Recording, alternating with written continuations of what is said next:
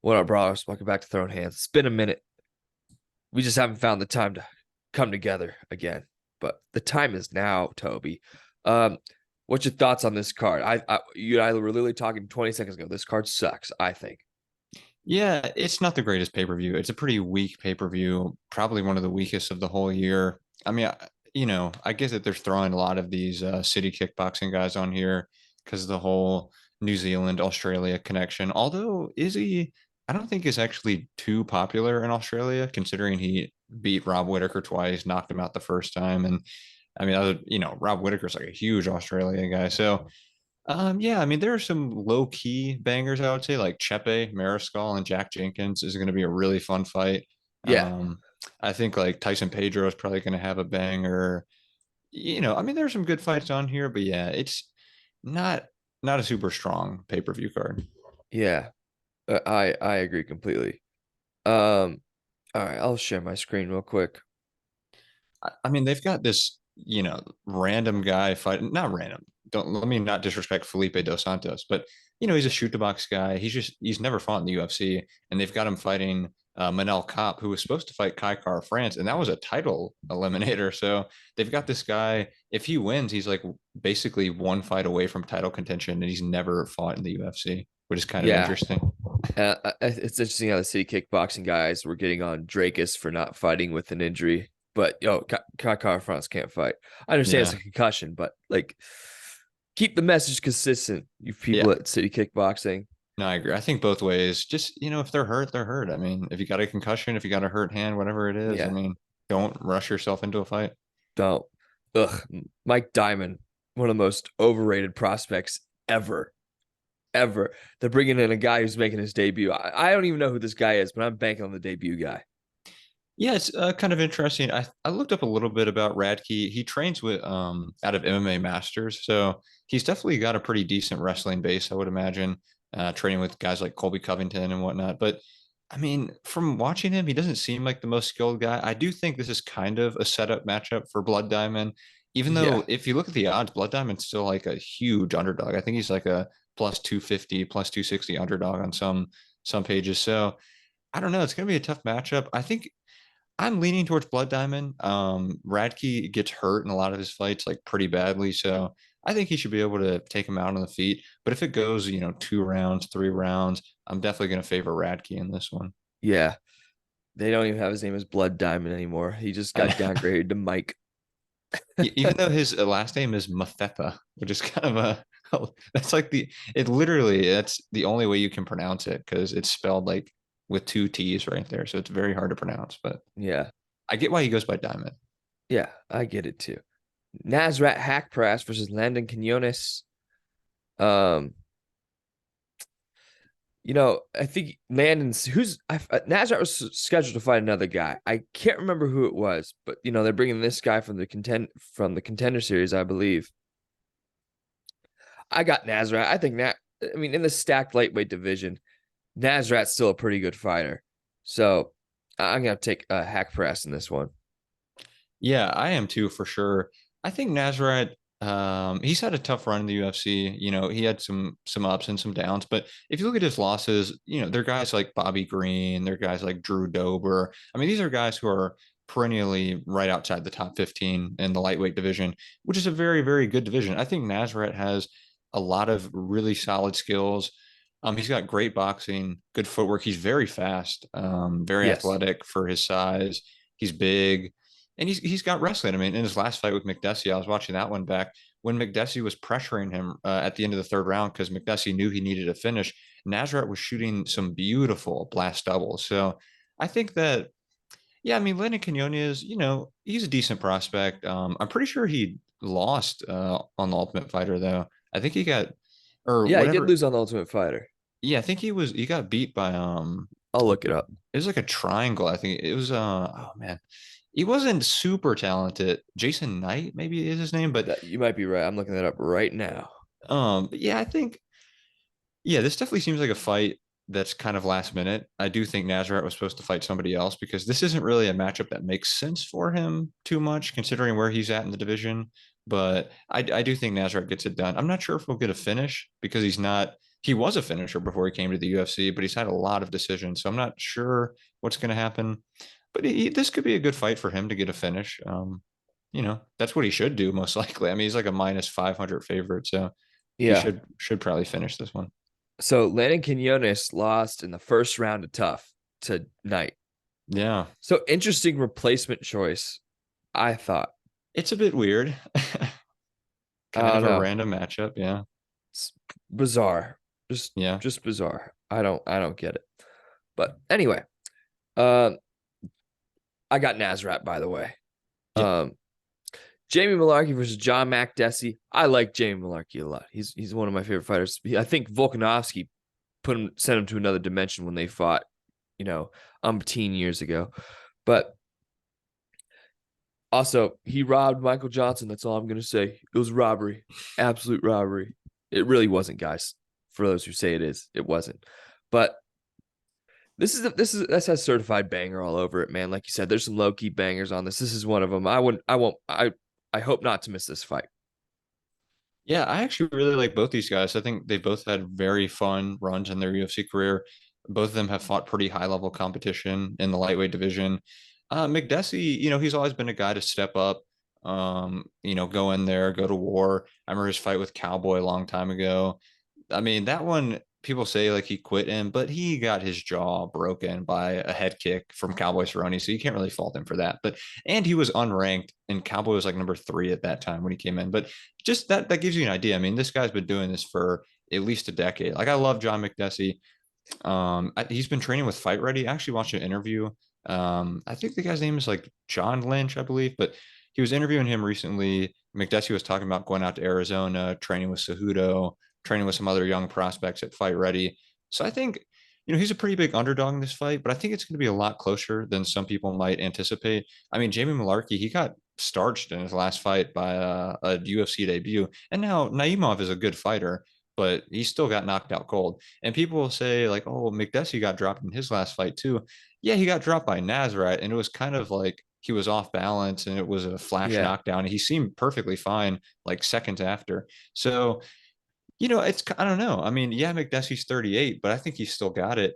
I'm kind of leaning McDessie in this one. I know a lot of people seem to be, really confident that Malarkey gets it done, but I mean, I don't know. I think it's going to be a really close fight. I could see it either way. Close decision is what I'm saying, yeah. but I think it's going to be a fun one. I forgot about that Malarkey fight against Naimov. He got caught. I mean, Naimov's a featherweight too, so Yeah. I don't know. We'll see, man. I mean, Naimov's pretty good, but I got Malarkey. But if Makdessi finds a way to do it, kudos to him. I wouldn't be surprised. But Jack Jenkins versus Chepe Mariscal coming off an absolute banger with Trevor Peak, the Hammer Fist Warrior himself. But Jack Jenkins is fun to watch, man. I like Jack Jenkins. Yeah, this has, like you said, this has absolute banger written all over it. There's no way isn't going to be a slug him out one. Yeah, I think this is probably my most anticipated fight on the whole card, I would say. Because even the main event, I'm just like, I think I already know what's going to happen in that one. But I mean, there's some intrigue. But in this fight, yeah, I think these guys are very evenly matched. Jack Jenkins, obviously, he's got the leg kicks. Like we know that this dude will destroy your legs. I think he's literally broken a couple of people's legs on the regional scene from in his fight. So we know he's got the leg kicks. He's got good hands too. I mean, the guy's a pretty good boxer. Obviously, he's got decent grappling too. But something to keep in mind about Chepe Mariscal, I think he mentioned this after he beat Trevor Peak, is that he trains with Justin Gaethje all the time. I mean, that's his primary training partner. And we know Justin Gaethje's got the leg kicks. And obviously, it's different in training versus in real fight. But I think Chepe's a very live underdog in this one.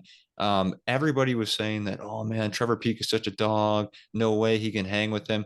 And if you look at Chepe's past fights, I mean, the dude has been starched. Like he has been knocked out cold a couple of times. And it's kind of crazy that he's come back and he was able to take the punishment that he did from Trevor Peak and just kind of walk right through it and put punishment on Peak like that, who's a really tough guy. I forgot who was saying this, but someone made an interesting point that Chepe could be kind of like Chris Curtis, where he has a up and down run outside of the UFC, gets knocked out badly a couple times, and then comes in and just beats some, high level prospects. So I don't know. I think this is going to be a really fun fight either way, but I am leaning Chepe a little. I'm actually leaning towards a lot of underdogs on this card, but yeah, I think Chepe is good enough to get it done. Yeah, this is such a close fight for me because Chepe's just game for anything. And Jack Jenkins, he's damn good. He's a damn good fighter, man. I think Jack Jenkins will take it personally, but bro, if it goes either way, I'm not going to be surprised. Let's just hope if Chepe loses, he doesn't have an attitude like Chris Curtis does. Yeah, true. Guys, just to say this, I hate losing. I hate losing myself, but don't make a tantrum out of it like Chris Curtis does. It's terrible. That's all I'm gonna say. That's all I'm gonna say. I can't stand it. Especially when you get outstruck by Jack Hermanson. Jack Hermanson. Jack, did he even shoot a takedown in that fight? I don't think I he don't did. think so. Yeah. All right. Carlos Olberg versus Dawoon Jung. I think this is Jung's first fight since he got sent to a different dimension by Dustin Jacoby. Oh no, he got beat by Devin Clark. Which is a terrible loss. A terrible loss. Devin Clark. Devin Clark is not very good. And personally, I think Carlos Olberg is overhyped. There's nothing that I see from him that makes me go, "Oh wow, this dude's different." Didn't he lose his first UFC fight? He lost to Kenny Nzechukwu, right? Yeah, he did. But there's nothing, like I said, there's nothing with Olberg that makes me like go, "Oh, whoa, this dude, we gotta keep an eye on him." But there's nothing that makes me think Dawoon Jung is going to be like, oh, he's going to beat Carlos Olberg, because I don't think Jung is too great either. Obviously, they're greater than I can ever be at this sport. But I got Olberg in this one. I think he's just going to outpoint Jung. Yeah, this is interesting, man. I do agree. I think Olberg is definitely overhyped. I mean, I think he's a good fighter. Don't get me wrong. I think he's a very good kickboxer, but we haven't really seen too much of him outside of the first round, except for in the Nchukwu fight when he got finished by Kennedy, and it was pretty brutal the way he got knocked out, and he was totally gassed in that fight. So what's interesting too is that Dawoon Jung actually TKO'd Nchukwu with those elbows. I think it was like through the guard, and he knocked him out. But then after that, he's been on a bit of a downward spiral. Got knocked out badly by Dustin Jacoby, got beat by Devin Clark, which is not a great look. I mean, I think he's tough. I think he's always game. If anybody thinks that Olberg's just going to steamroll this guy, I think that they're probably mistaken. But then again, I picked against Olberg in the Negamarianu fight. I thought Negamarianu was going to take him down, control him, beat him up, and Olberg knocked him out. So he's a very accurate puncher. I do think, his skill set is a bit overrated, but he's one of those guys that figures out a way to find the knockout shot. So it's kind of hard to pick against him. Yeah, good point. All right, main card time. Woo. Tyson Pedro versus Anton Turkalj. Turkalji's solid. He's a solid fighter. Tyson Pedro's pretty solid too. Like you said, they're just trying to get these city kickboxing guys in there. I don't know what to think about this one. I don't think too highly of either of these guys. I think someone's gonna get knocked out. I just don't know who. Yeah, I think Pedro's another one of these guys who may be a bit overrated. I'm not sure what people think of him really, but I think he had a couple of decent finishes in the UFC, but again, he's just like first rounder bust, man. Like truly first rounder bust. Most of his wins come inside the first round. If it gets outside of that, he has terrible cardio issues. And even look at his recent fights, the guys that he's beating, Ike Villanueva, Harry Hunsucker. Like not exactly the highest level of competition here. And losing to a completely washed Shogun, even though Shogun was a little bit less washed at that point, but still definitely late in his career. Still a less washed OSP too. Yeah, so I mean, I don't know. Lear Latifi. Yeah. Although he did beat Paul Craig. Yes. Yeah. So, he's got decent wins, Khalil Roundtree. But yeah, it's really just first rounder bust for this guy. Turkalj, he's actually decent. I mean, he had some moments in his last fight with Vitor Petrino. Yeah, the pleasure, man. That's the best nickname. It's a good nickname. That's hilarious. I mean, shout out Anton Turkalj for that one. Like, dude, he's had a very tough run. Like his first two fights, Jailton Almeida as a light heavyweight is scary. I mean, you're fighting a monster, so can't really expect anything out of that. And then Petrino is a very, very powerful, good prospect. And Turkalj looked pretty good in that one.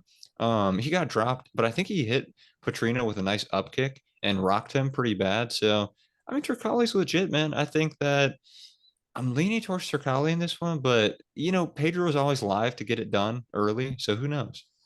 But yeah, Yeah, I don't who think either of knows? these guys are really gonna make it to like top 10 or anything. Yeah, it'll be a fun fight. And the odds are even. So if Yeah. if you're a betting man, this is not a bad one to bet on. Anyway, uh, we've previewed this one before. Justin Taffa versus Austin Lane, man. Yeah. Was this on the Taporia card? It's somewhere around there, yeah. Uh, let me see this. Yeah, that was on the Taporia card. So if you want to catch a preview of that, go to that one. But nothing much has changed. Two big heavyweights still. Austin Lane, former NFL player. Tafa, big guy from New Zealand. He's like Walmart Mark Hunt. Yes, Great value Mark Hunt. I think that's a pretty good way to describe him. 100%. Um, I don't know who's gonna win this. Austin Lane's more athletic, but if Justin Tafa touches your chin, it's over. I mean, that's the same with all heavyweights, but especially with this guy. I got Tafa winning by knockout. He's down under. But that's just how I see it happening. Yeah, I mean, I think there's really not much more to say than that. I was going to say the exact same thing. Austin Lane, probably quicker, more athletic, but Tafa can just touch you and put you to sleep. So I'd probably pick Tafa too. Like I said, nothing much has changed since the last fight. And I know I saw some people saying, like, man, Austin Lane was looking really good. That fight lasted 30 seconds, guys. Like, let's calm down. I mean, 30 seconds is not even like 20% of a round or 15% of a round. So let's calm No. down a little bit. I think Tafo will probably get it done. I think he'll find that shot. But yeah, it's a good point. I mean, he's not Mark Hunt. A lot of people compare, he looks like Mark Hunt. He probably hits, close to as hard as Mark Hunt. But Mark Hunt was actually a really, really good kickboxer. And Tafa, had a decent kickboxing career, but nothing like Mark Hunt. I think people forget actually how talented and how technical Mark Hunt was. But Yeah, Mark Hunt was K1 champion, wasn't he? yeah, yeah. I mean, this Yeah, dude, he fought some of the best kickboxers in the world and he beat some of the best kickboxers. And people look at his MMA record, like, what was it, 9-8 or whatever when he was in the UFC, but that's very misleading. He was a really, really solid fighter. yeah. Mark Hunt's MMA record is 13-14. Yeah. Um, But he's much but better than that. yeah, I mean, his kickboxing record doesn't look great. It's 30-13, but the dude, he won the K1 Grand Prix. Like That's huge. That's huge. that's insane. And then if you look at whom we can honestly do a whole episode on Mark Hunt if we wanted to. Yeah, I love Mark Hunt. But yeah, he beat Frank Mir, Derek Lewis, Roy Nelson, Stefan Struve, Czech Congo, Ben Rothwell. And the people whom he lost to, Fedor, Overeem. I mean, He these lost are to some of the best Gegard. I didn't guys. know that. Yeah. And he beat Mirko Krokop by split decision. Gegard probably just wrestled him, I would imagine. Yeah. So Justin Taffa is not Mark Hunt, but he gives you That's that good. aura. It's Gives you that powerful. aura. All right, I'm excited for this one, man. Manel Yeah. Cop. I love Manel Cop versus Felipe Dos Santos. I've seen some stuff on Dos Santos. Seems like a pretty solid fighter. I think this guy can actually compete with Manel Cop. It's not like just some random bum they're bringing in like they almost always do. But the thing with flyweight is you saw what Steve Ursek did to Dvorak back in June. So, bringing in these guys is not necessarily not a risk because Ursek dominated that fight. But Ursek just got scheduled, I think. I think he's fighting Kai Kara France. But so Manel Cop, man, former Ryzen champion. I think his first fight was Pantoja. Yeah. Yeah. I Which think it is was. insane. He had Then two he really tough fights. Yeah. Mateus Nicolau, and he's won everyone since beating the split decision god Zumagulov, and beat Dvorak, Ode Osborne. And I feel bad for Manel Cop due to the fact that he gets scheduled every other month, it seems like, but everyone pulls out. Everyone pulls out. So I got Manel Cop by knockout in the second round. What do you have, man? Yeah, Cop has had a pretty unlucky streak of fights here and just a tough schedule in the UFC, which makes sense because, like you mentioned, he was a champ in Horizon and a very highly touted prospect, and rightfully so. I mean, when this guy is on, he is one of the best flyweights in the world. His knockout of Ode Osborne, incredible. He finished Zumagulov, who is notoriously hard to finish. But yeah, I mean, Felipe Dos Santos is a tough guy. He's from Shoot to Box, so anybody that fights out of Shoot to Box is live for a finish. They're always going to be tough. They're going to be game. So you never know. I mean, I think that Cop gets it done. I think it's relatively dominant, but I wouldn't be surprised if Dos Santos lands a few shots, maybe lands a takedown, gives him a little bit of trouble. But I think Cop will be able to work through it. I just think he's better everywhere. His level of competition way, way higher. I mean, that's a huge difference. Felipe Dos Santos, I don't know how many fights he has in his career. I don't think it's many, but he hasn't fought like the highest level guys. Manel Kape has quite literally fought some of the top five guys in the flyweight division or right around that. So I think Kape gets it done for sure. Yeah, for sure. All right. Uh, he's from the area. Tai Tuivasa versus Alexander Volkov. This is a really interesting stylistic matchup. Like I find this one fascinating. Um, I don't know. This is because Tai Tu. I mean, this dude can end it with one shot with anyone. Um, but Volkov's just so big, and I honestly can see Volkov standing along the edge, just throwing out his jab, um, just piecing Tai Tuivasa up over the course of 3 rounds. But at the same time, Tai Tuivasa has that equalizer in that right hand. Dude, this is tough. I don't know. I really don't know.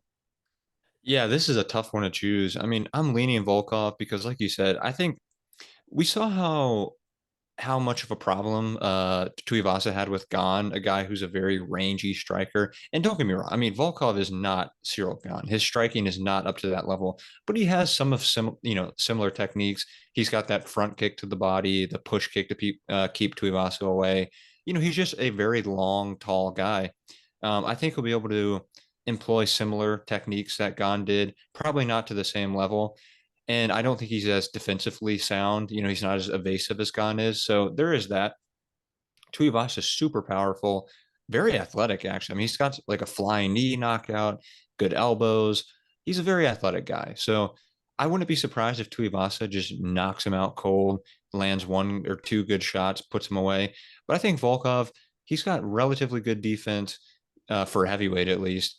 Decent movement, very tall. I think that I'm just leaning towards Volkov. I think he's got better skills, but it's heavyweight, it's Tuivasa, and you never know. So Yeah, you never know. All right. Main event time. Israel Adesanya versus Deshaun Strickland. Um, okay, Deshaun Strickland might be the best meme to come out of MMA Twitter in years. Not even close. Um, Sean Strickland, man. I don't know how this fight's gonna go. I really don't. I expect Izzy to win. I expect him to dominate. But if Sean Strickland's just game and he has really good cardio and he's gonna pressure, and if he gets Izzy on the ground, what I'm just curious what will happen because no one, Yoel Romero didn't even take him to the ground, which whatever. But if someone can hold him on the ground, I'm interested to see how it goes. And I know Sean Strickland has a black belt, and his wrestling is underrated. He out grappled Jacker Manson. Probably because Jacker Manson wasn't expecting it. But dude, I have no idea how this fight's gonna go. I truly don't. I'm very interested to see how this fight. I'm interested just because this is this is such a weird stylistic matchup. yeah, it's interesting. I definitely think Izzy is probably going to dominate this fight. I think Yeah, just if you look at Sean, he stands so straight up, right? And I think that Izzy, one of his best techniques is the leg kick. So I think it's going to be hard for Sean to avoid those leg kicks. I think Izzy's going to destroy his legs, probably destroy his body as well, because Sean does have such a high guard and he does focus on hand fighting and parrying shots so much. If Izzy was smart, at least, and he's a very intelligent striker, I think that he'll pound the body, pound the legs. And then even upstairs, I think that if Sean starts reaching again, which he will, because we see in every fight he does this, he always reaches for jabs. He always reaches for straight punches. Izzy's just going to bring a hook around, bring a head kick, something up there that Sean isn't expecting. And yeah, Sean's tough. He hasn't been finished many times, but the times that he has been finished, like in the Pereira fight, for example, it was a left hook and he got knocked out cold. And anybody who thinks that like, oh, Izzy doesn't have one punch knockout power, like I don't know how we're still having this discussion after Izzy starched Alex Pereira, Yeah. who's basically a heavy. I mean, this guy could, he walks around at like 240 probably, maybe not that big, but he's a huge guy. And Izzy knocked him out cold with two punches basically. So yeah, he's got knockout power and he's very, very accurate. I think he's also got really good takedown defense, so I don't think the wrestling is going to be too much of an issue. If it goes to the ground, like if Strickland's able to get it to the ground, I think it'll be interesting. But we've seen Izzy, he has an active guard in some fights, and the Gastelum fight is a great example of that. He was throwing up triangles, throwing up guillotines, and yeah, that was a much different fight. Gastelum was hurt, Gastelum's shorter, but point being, Izzy is competent on the ground, much more than people give him credit for. And another thing too, if anybody thinks that Strickland's just going to walk him down and break him, I mean, Izzy's a tough dude. Like he has a chin. He is very tough. He's not going to back down from a fight. The only time we've really seen Izzy just dominated and controlled is in the Blachowicz fight. And Blachowicz is way, way bigger and has better Yeah. wrestling than Sean Strickland. I'm not saying there's no chance for Sean Strickland. I think, there's always a chance to win a fight. I just think that a lot of people dislike Izzy as a person. And so they're saying, like, oh, Strickland's going to get it done this way and that way. I don't know. I'm not seeing it. I'm not really seeing it. But, I think yeah, I think Izzy gets it done. I hope it's interesting. I hope it's a war, but I think Izzy will probably finish him in like the third or the fourth round. Yeah. I got Izzy in the second round personally. I think he's gonna kick to the body, set up a question mark kick, and it's just over. I see Yeah. that happening. I just Yeah. see it. All right. One more thing from this card. Shout out Laura Sanko, man. Um, she's the first woman to commentate on a UFC pay-per-view. I wish it was just her and John Anik personally. I don't want to hear Yeah. DC, but shout out to Laura Sanko. Yeah, no, that's awesome for Laura Sanko. I think she's a really good commentator. I like her commentary on Dana White's Contender Series. She knows what she's talking about. She's funny, interesting. And yeah, I mean, honestly, she's probably better than DC. And Bisbing has been trash lately, in my opinion. This He's dude only has he's been, only good with Felder and Fitz. yeah, yeah, Bisbing has been awful. I don't know what's going on with Yeah, that he guy, he but was awful last week. He was terrible. I mean, jeez. did you see how many times you said Nami Yunus was a legend? Just I Yeah, don't know if you no, heard that. oh yeah, yeah. Don't get me wrong, man. I mean, she is a legend, but we all know it. She's a two-time champion. Yeah. We know it. I just want to touch on a couple things from the Holloway and Zombie card. Uh, Chikadze, he looked pretty good. I think I'm just gonna say something on this. He didn't finish. Who cares? I thought he looked really good in the latter two rounds. But Rinya Nakamura, bro, this dude's gonna be a problem. This dude is going to Yeah. be a serious problem. His wrestling is amazing, and he's a. I haven't seen as many people like him that active on the ground with submissions and everything. He always changes his position. I was impressed. This dude's legit. He's the real deal. Yeah, He can fight top 15 now. yeah. I kept watching this fight and I was like, okay, he's gonna get tired now. Okay, he's gonna get tired now. This dude never got tired. He just kept wrestling, kept throwing up submissions. And I mean, it was interesting. I've never really seen this before, actually, but he was going to that north-south position and like all the time. I thought it was a good move. I thought it I was thought he very had the smart of him. choke in the second Yeah, round. yeah. I thought he did too. I mean, this guy is a dominant wrestler. And Fernie Garcia is tough. He's not like an incredible fighter or anything, but he's a tough guy. That was a great performance by Nakamura, and I do think that he'll be near the top 15 soon. He's very talented, and his striking's good too. I mean, Yeah, he can hang on the feet. he can. Blanchfield versus Santos. Dude, I worry for someone like I think Valentino could starch Blanchfield with Yeah, straight shots. I really could. And I know Shevchenko's getting older. We'll find out next week if she gets her belt back. Um, but yeah, I worry about Blanchfield going up against someone who has like straight punches. like and can just crack with accuracy. That's the thing I noticed. I'm like, she's so good. She's so good.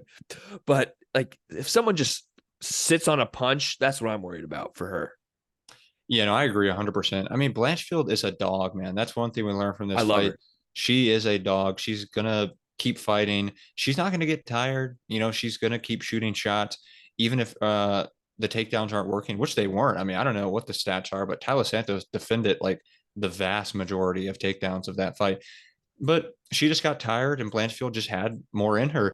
But yeah, her striking needs a lot of improvement. I'll just be honest. She does not have great head movement. She is not very evasive on the feet. Like she really needs to work on her striking and especially her striking defense because she could get cracked by someone like Valentin or even someone like Grasso or, a couple of people in that division probably. Uh-huh. For sure. I mean, Ryan Spann could have gotten Anthony Smith out of there in the second round. Uh, Worst duology ever. Yeah, I don't know how Ryan Spann didn't win this fight. I mean, that is so incredible to me that Anthony Smith was that hurt, just not even in there, basically, didn't look like, and then somehow pulls out the split decision, which is probably it was the right decision. I mean, Ryan Spann, I don't know what this dude was thinking. The third round, you've got a wounded fighter in there, and he doesn't even put any No. volume out. He doesn't throw anything in the third round and just lets Anthony Smith come back and steal this fight. Yeah, Like, look at what are this. you doing, man? What are you doing? 45 to 27 in strikes. Ridiculous. And Ridiculous. Anthony Smith looked terrible. He And he looked looked bad. terrible. He looked He bad. looked real bad. And then I- if I remember correctly, after the fight, Ryan Spann was like, "What? Like, how did I lose? Oh my god, dude! Because you lost the first and the third. It was pretty obvious. Like, I mean, I don't yeah. know, man. You know, Gosh. you got I can't. outstruck like 2-1 in two of the rounds. Like, yeah, you probably lost. I used to be cool with Anthony Smith, but now he kind of grinds my gears. Yeah, no, I agree. I don't know. Oh, and Muay Thai stance Anthony Smith, bro, legendary fighter. Yeah, But all right, before we talk about the fight, was that the best walkout ever from the Zombie? That had to be the best walkout ever. it was pretty special. It I was love pretty that song. awesome. It's a great song. As Vince McMahon said, he was special. Yes, it He was was nice to special. see. The reception was great. He's got a huge fan base, one of the most beloved fighters in the UFC. So it's always great to see him in there. It's not great to see what happened in that fight, but No, no. So if you don't know, Zombie got knocked out cold by Max Holloway in the third round. You know your chin's gone if you're getting knocked out cold by Max Holloway.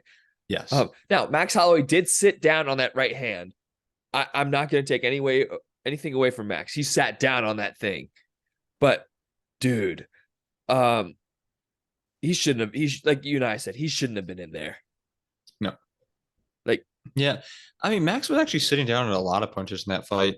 Relative, if you watch any of his other fights, he almost never sits down on any punches. And that one, he was loading up. I think he was scoring for that knockout. Not even, I think he likes Korean Zombie. I just think he wanted to make a statement win, and just have a good finish. And he did. I mean, it was a great knockout. He got cracked a couple of times too. I mean, Zombie, yeah, to he his did. credit, was landing here and there. The first round was actually kind of close. I mean, Zombie landed some good shots. He showed toughness, but yeah, I mean, he just doesn't have it anymore, man. That chin. There was one shot, I think he got caught right behind the ear. And after that, I was like, oh boy, it's Yeah, that was like late in the second round. And then he came out in the third, just like guns blazing, reckless abandon, and he got starched. And that's kind of starched. what everyone expected. So Yeah. All right. To last week, we'll talk about the come. Do you want to say something about Benoit Saint-Denis and Thiago Moises? I didn't see that fight, but you texted me oh about it. What do you yeah. want to say about that one? Man, that was a banger. Great fight. Everyone should go watch it. But Benoit Saint Denis, man, this guy, every fight that he's in is a war. He's always getting cracked. Even Moises is, he's a decent striker, not incredible, but he was landing some huge counters on Saint Denis. But this dude is so tough. He's just one of those guys that can absorb damage and keep coming. If anybody remembers his debut against Dos Santos, Zaleski Dos Santos, Oof. he got the absolute crap beat out of him. I mean, he was out on his feet against the cage, taking punch after punch Blame that after punch. ref. Oh my God, that fight Oh could have my been stopped gosh. like a dozen times. It But was Saint bad. Denis, That was so bad. oh yeah, it was awful. But this guy, his striking is getting better. Slowly, incrementally, it's getting better. His defense needs a lot of work. I'll say that. I love Saint Denis. I love the fights that he puts on. His defense needs a lot of work, but he is a relentless wrestler, relentless striker. This guy can break almost anybody. I think he is a problem for lightweight division. He is super tough. He has a great chin. It was another fantastic fight. I mean, I always look forward to Benoit Saint Denis. He's just one of those guys, man. I think he's going to have a future in lightweight division because I think his defense will get better. And he's young too. I mean, he's only like 28, I think. So Yeah, man. You make a good point there. He is young. Um, Pat Barry, coach of the year. Coach of the year. I mean, he's just that guy, Toby. Um, yeah, God, he is a horrible coach. He is terrible. yeah, I don't know if you guys can tell, but I was being extraordinarily facetious there. But you don't need your finger. What are you talking about? She got a punch. Like, what are you talking about? And Manon Fior, I thought Manon Fior pieced her up personally. yeah, Like that jab was on point the whole night. And Rose Namajunas is not a flyweight. No, she needs to go back down yeah. because, or at least have Trevor Whitman in the corner the next time because Pat Barry is not going to lead you to victory. Yeah, yeah, I watched this fight back. Honestly, I do think Rose did better than my first impression. I thought she, especially in that third round, which is really impressive because her finger was mangled in like the Yeah, first round. I mean, anybody who's seen pictures of that knows her it's kind of finger was grody. it was destroyed. Yeah, so that first or that third round, sorry, she did pretty good, all things considered. It was a much closer fight than I remember, but I do think Manon Fior won because she landed bigger shots. She did more damage. If you look at Rosa's face, it was busted up. Fiora was bleeding a ton, but it was just because of a accidental clash of heads, so you can't really count that. But yeah, Fiora was pretty good, man. She didn't really even use her trademark move, which is that sidekick, that lead leg sidekick. But Yeah, her 1-2, 1-2-3, she's got very simple punching combinations, but it works very well. The one thing that I've always noticed about Manon, and I've noticed it a couple fights ago, I noticed this, is that whenever she throws the 1-2, her lead hand goes flying off to the side. Like when she lands that two, her right hand is just, I don't know, she does not bring it back to her chin, not even close. Like if you watch her throw a 1-2, her jab hand goes flying off to the side. And anybody who can do a slip left hook counter can cause her some problems, in my opinion. Now, Rose didn't pick up on that in this fight. Pat Barry definitely didn't pick up on that in this fight because Pat Barry is atrocious. But yeah, I think Rose, she showed toughness. I thought she looked okay at flyweight. I'm not sure what would be better for her, flyweight or strawweight, but I thought she hung in there pretty well. It was a relatively close fight. yeah, we'll find out, I guess. Yeah, we'll find out. She didn't go into the rankings, it appears. I mean, you So could, if you want to keep her at flyweight and give her like a tune up, just give her like Lauren Murphy or something, some garbage fighter. that I don't with the output that Namajunas has, I don't think that would be conducive to Lauren Murphy's health. No, no, probably not. Shout out Lauren Murphy. Yeah. Tough as nails. Yeah, tough, very tough. Very, very, very tough. But yeah, that fight should have been stopped against Andrade multiple times. Her corner should have stopped the fight. That's Yeah, what I'll say. All right, Cyril gone. I mean, the dude landed 110 significant strikes in 2 rounds as a heavyweight. He pieced up Sergey Spivak. It was a beating. Spivak, I think, shot one takedown. yeah, I don't know why he didn't shoot more, especially along the cage, at least to make some space. Like, terrible. shoot, horrible performance by Spivak and great performance by Gon. And you guys need to stop taking away anything from that John Jones performance because he made Cyril Gon look like a child against the guy and Cyril Gon just made Spivak look like a child. So, yeah, John Jones is that dude. Yeah, this was a fantastic performance by Cyril Gahn. He destroyed Sergey Spivak. I wasn't even rooting for Spivak, but I was just sitting there like, shoot a takedown, shoot a takedown. I don't know what this guy was thinking. He looked like timid and scared in there. I think he just got hit with a couple of shots and he was like, oh, I'm just going to back up the whole fight and I'm just going to cower in the corner or something. But like, dude, the reason why John Jones had so much success, and to an extent, the reason why Ngannou had success against Cyril Gane is because they both were pressuring him. That's the one thing. Anybody who pressures Cyril Gane has success against him because Cyril Gane does not like fighting off the back foot. He likes being the offensive fighter, throwing those stabbing front kicks, throwing the big powerful jab, throwing those leg kicks. I mean, yes, he looks great when he's the hammer, not so much when he's the nail. But in this fight, he was the hammer. He was landing incredible body shots. I mean, his body work has always been fantastic. He was ripping to the body super well, going back upstairs. Everything he was throwing seemed like it was landing. The one thing I will say about Cyril Gane is that this dude, when he gets somebody hurt, he loses all technical ability. Everything that he's ever learned goes out the window, and he just starts spamming the most ridiculous punches. Hammer fists. That pretty much always go to the back of the head for some reason.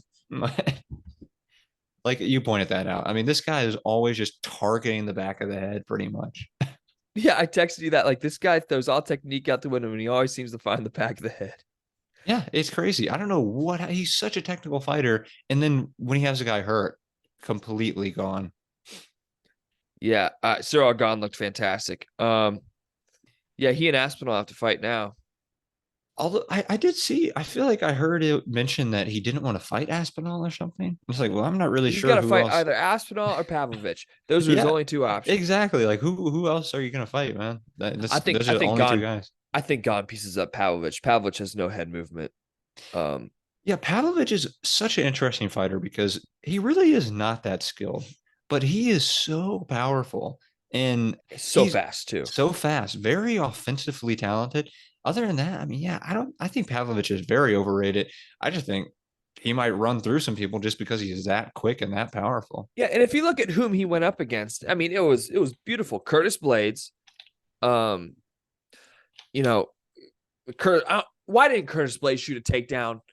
I And don't the know. one takedown he shot was the most lazy takedown I've ever seen in my entire life. It's crazy.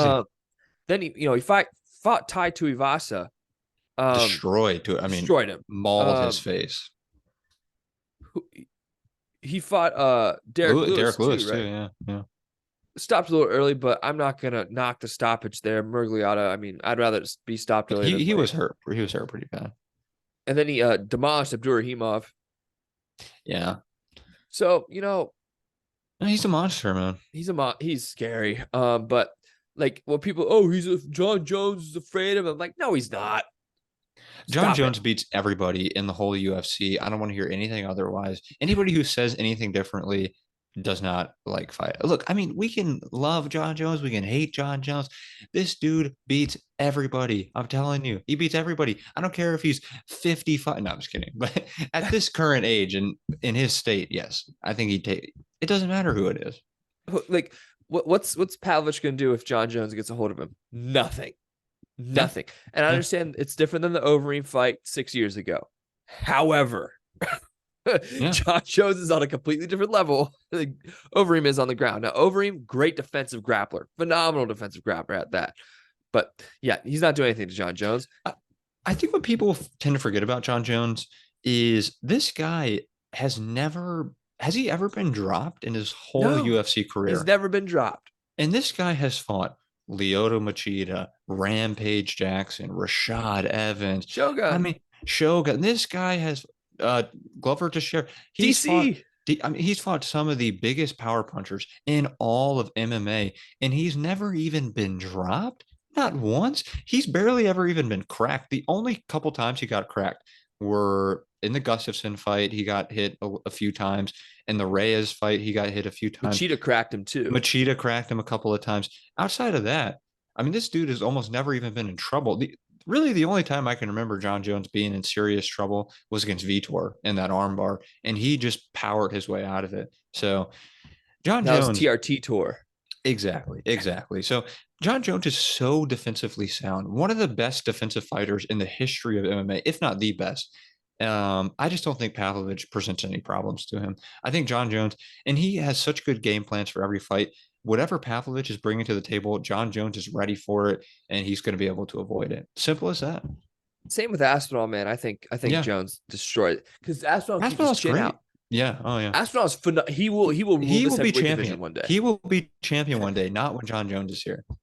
That Not it's when just John Jones is here. And the thing is, I could see Aspinall being champ next year because I think John Jones retires after Stipe. He has nothing else to do. I think he beats Stipe. I would really like to see him beat Pavlovich just to, shut some people up. I think that would be a fun fight too. I hope he beats Stipe, beats Pavlovich, maybe even beats Aspinall, and then calls it quits because I do want to see him have a nice run here, beat a couple of young guys. Um, eh, he's on like an 8 fight contract, so I mean, might as Yeah, well fight a couple more and times. the heavyweight title defense record is 3. Yeah. Why not beat it? Break the record and then retire on top. Like at that point, there would be no dispute as to who the There's greatest still, fighter of all. if There really John isn't Jones, now. yeah, I mean, there isn't now, but if John Jones loses to Stipe, he's the GOAT, and it's still not even close. It's yeah. not remotely close because And, John and Jones is going to get a rematch. Do you expect John Jones to lose a rematch? no, no. No, And I no mean, way. if we're being honest, like Stipe, is he gonna win? I love Stipe. I respect Stipe, greatest heavyweight of all time at this current moment. Is he gonna beat John Jones? No, No, definitely not. No. I mean, no way. this guy's I will coming off a be, 3-year layoff. In his last fight, he got knocked out horribly by and Francis he's Ngannou. and he's 41 and he's 41 years I old. mean, why are we even doing this fight? Is my question. Like, I get it. I respect Stipe. I think it's totally fine if they want to give him an immediate title shot. Why even do it though? Because what's the intrigue? Like, what do people think Stipe is going to be able to do to John? Like, oh, maybe he can wrestle him. No, definitely not. Oh, maybe he can outbox. No, absolutely No, not. Like, come on, no, guys. no. I've met Let's, Stipe, great guy. I met the guy, but I'm sorry, dude. I love you. Massive fan. I'm sure you're a massive fan of Stipe as well. yeah. But it's gonna be bad, bro. It's Tickets actually go on sale soon, so keep an eye out for that, guys. Yeah, it's actually kind of shocking. John Jones is like a minus 400 favorite. I thought he'd be like a minus 1,000 favorite, to be honest with you. Like, that seems like a I steal to think me. I think that's because it's heavyweight and anything can Yeah. happen. Oh, yeah, yeah, no, definitely. All right. We're gonna sign off here soon. 1 second. Um, Jake Paul claimed Nate Diaz ducked his MMA offer. That's hilarious. Um, uh, Tyson Fury and Francis Ngannou faced off yesterday. I couldn't be less interested in the boxing match. Yeah, when did they fight? I really had no idea that. October Oh, in Saudi Arabia. yeah, that's not super interesting to me, if I'm being honest. Yeah. And then Tyson Fury wants to fight John Jones or Ngannou in an MMA match after that. Yeah, he'd get It's over mauled. in a minute. Yeah. Yeah, he will get mauled John horribly. Jones finishes him in less than 30 seconds, I think. Yeah, yeah, probably. Yeah. Um, not it's been quiet like for MMA news. Derek Brunson, Roman Dolidze, Matt Shell, Steve Urseg, 295. All right, that's cool. Oh, Um, have they officially announced Colby and Leon? When are they doing that one? they're either doing that November or December, according to Leon's manager. Colby is like a plus 140 underdog. What do you think about that? I don't know. I'd put some cash on that. That's kind of yeah. I mean, Colby, man. I don't know, dude. Colby is tough. He's a good fighter, man. He is very good. People don't want to give him credit, but that guy, he can fight, man. He's Yeah. good. Bobby Green and Grant Dawson to headline UFC Um, Vegas 80 on October. oh my God. What? I saw that. Why? I saw that and I was like, oh my, come on. Look, I love Grant Dawson. I love Bobby Green. Should they be headlining a UFC card? No. Absolutely No. not. No way. That's like Michelle Watterson, whatever she headlined somewhat recently. Like that is not a good main event. That's not even a good co-main. I mean, that's like a good featured fight. Yeah. Really, Sadiq Youssef versus Edson Barboza promoted to main event for UFC Vegas 81 on October 14th. I'm with that. Yeah, That's a fun fight. that's decent. That's again more of a co-main in my opinion, but it is a fight night, so I get it. And whatever, I don't know what the main event for that one was, but it seems like it fell through. So Yeah. Um, one more thing before something we need to discuss. So, Dylan Dennis has Nina Agdal has filed a lawsuit against Dylan Dennis for the online harassment. Yeah, I was gonna say what, like harassment or something. Yeah. Yeah. And I mean, Dylan has been brutal with that. Like that. yeah, I respect the commitment, but dude, lay off the yeah. gas, man. I think it's probably gonna be a hard lawsuit to pull off though, because they are just publicly available images that I mean, anybody if they wanted to look them up could look up those images. It's Yeah. not like he's pulling them from a private stockpile or something. And he's not, from what I've seen, he's just posting pictures. I mean, he's not really saying like, I mean, he's saying some things definitely that are a little disrespectful, I'm sure, but nothing that would like defame her character or anything. I don't think. But I mean, implying that she's sleeping around with different yeah, dudes every day is pretty defaming. But like I the mean, photos themselves, I can't see him getting any punishment for the no, photos. yeah, the So photos themselves, and also, to an extent, I mean, there are a lot of photos, man. Like there's a shocking number of photos of her with male celebrities and like athletes and whatnot. So yeah, like I can't see. That's why I wouldn't want to be in the spotlight, man. Like yeah, yeah, if let's say I were a celebrity, right? Just taking pictures with women that are other celebrities. Then people can skew that. Like, yeah, yeah, no, I don't want to be and, famous, and Toby. no, I yeah, want to be podcast famous. yeah, Listen to me every day. You yeah, tune in. You don't really know who I yes. am personally, but that's the type of And famous I I just want to want be. to, just to clarify, no judgment against her. I don't judge her No, for, no, like hanging around guys, taking a picture with guys. That's totally fine. I'm just saying, I think that, it's going to be a tough lawsuit to pull off. Any yeah, lawsuit like that is going to be tough to pull off. yeah. All Yeah. right, last thing we need to discuss. This is very important. I am sick and tired of Rob and Aljamain Sterling not fighting each other. Oh, Marab's like, oh, I'm gonna wait until Aljamain gets his rematch. No, no. Why are No. you waiting? You won't fight until September at the earliest. Next Yeah. September, a year from now, if you do that. Yeah. No, he needs to be punished. Like this is ridiculous. I am sick and tired of Marab being like, oh, I'm not gonna fight Aljamain. Now, I was talking to somebody who knows both of them, and they do act like brothers around each other. However, if you're willing to spar each other every day in the gym, why don't you do it for money? Yeah. I don't know. That's how I It, see it. it's very interesting. I mean, I kind of understand, but at the same time, like, yeah, you know, you guys should probably fight. I mean, we can't just hold up the division because you guys are friends. And I do think Dana's probably going to punish Marab. It seems like he already has indicated that, he doesn't want Marab in there. I think for various reasons. For one, because Marab would probably not be a super interesting champion. I mean, Sean O'Malley is a far more intriguing bantamweight champion than Marab is. But yeah, I mean, I don't know, man. Yeah, at some point, can't you guys just fight and then go back to being friends? Like, I don't, is that really going to destroy your friendship? I mean, Like, I if don't your know. friendship is that fragile, like if you guys fight each other, you're not really friends. Yeah, yeah. Like, wouldn't let's say Marab beats him, right? Or let's imagine Aljo was still champion, and then Marab beats Aljo. Wouldn't Aljo just be happy for Marab? Be like, oh, nice, yeah. Now my teammate's champion. Now I can, maybe I'll move up a weight class, whatever. I don't know, but Yeah. So they're probably gonna make O'Malley versus Cheeto, and Cheeto's ranked 6th right now, I think. But let's be honest, he's really the only guy available to fight in December. yeah, Cejudo, he had that shoulder injury, I think. Marab, forget about him. yeah. Aljamain, forget about him. Sandhagen's hurt. Yeah. Piotr Jan, I mean, this dude's got to figure it out. He's got to beat somebody. Yeah, I want Piotr Jan. I want Davis Figueiredo to fight Piotr Jan in his first fight at bantamweight. that'd be sick. That'd be Yeah, sick. So Cheeto Vera is really the only dude. Like, pretty much. he's the only dude, guys. So yeah, that'll do for us on Throwing Hands. This is turned into the MMA Power Hour because you and I basically go for an hour each time. Oh But yeah. anyway, Toby, you got anything else to add? Yeah, it was kind of interesting. I saw Jack Della Maddalena is fighting next weekend, which is kind of weird because he is an Australian. I figured he'd be fighting this weekend, but I guess they need some juice on that Yeah. fight night, title fight on a fight night. So I don't know. It's interesting.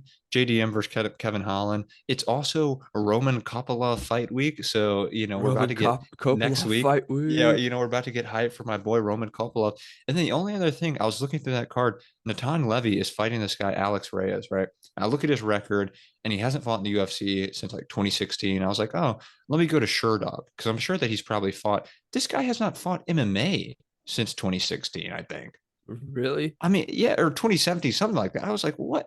Why is this guy fighting Natan Levy? The executioner. Natan Levy is actually pretty He's good. pretty good. Yeah, the last person he fought was Mike Perry in 2017. And he lost by knockout.